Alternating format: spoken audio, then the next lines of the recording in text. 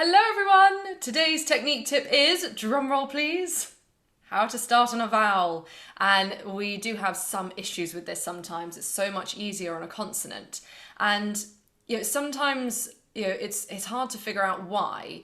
My theory is that when you sing on a vowel, then you don't have a particular articulation point. So if you're doing an F, for example, then you have somewhere where the lips are where the air is really being pushed through in a specific way. When you're starting on a vowel, then our throat is meant to be completely open, so where's that articulation point? It makes it a little bit more difficult. And also, because there's so much space for the air to go through, it's actually a little bit more difficult for the core to get involved. It certainly doesn't naturally, so we have to think a bit more about it. So we're going to try a few things and see if we can help you out. So our main aim is to make sure our core is producing the sound at the very start, at the onset of the note. What we want to avoid is our throats getting involved. So what I'd like you to do first is completely over-exaggerate and try and do a glottal stop, which is when you can hear that beginning of the note, ah, ah, so you can really hear exactly where it starts.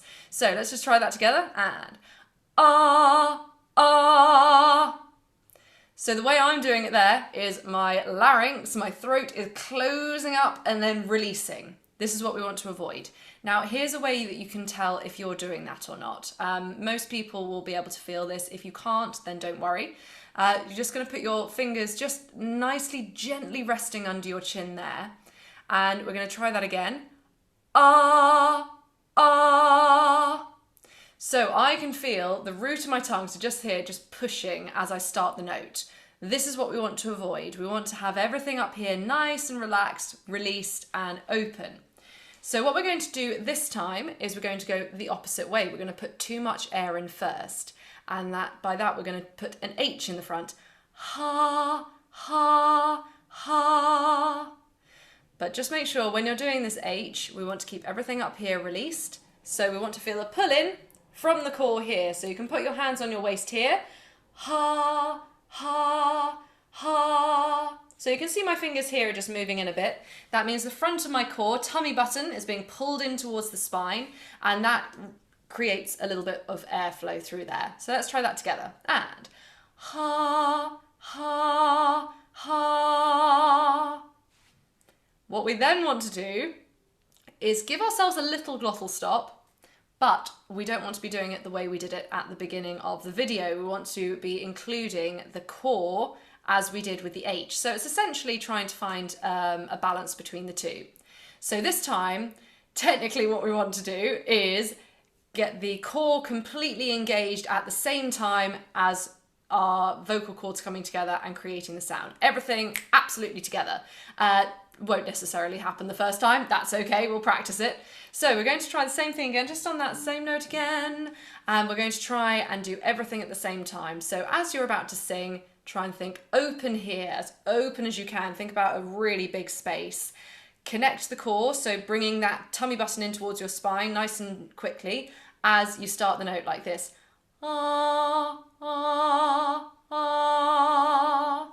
So you'll see out of those three, some were better than others, and that's okay. Just keep trying and you'll get to grips with what feels good and what feels a little bit more tense. So let's try that together, and ah, ah, ah. So we're going to try that same thing once more just to get a little bit more used to it. Let's try a quick exercise. We're going to go ah, ah, ah. So in those couple of lifts, it's essentially the same thing as at the very beginning. We're going to get the core to pull in a little bit and support that sound. Let's try that together. And ah, ah, ah.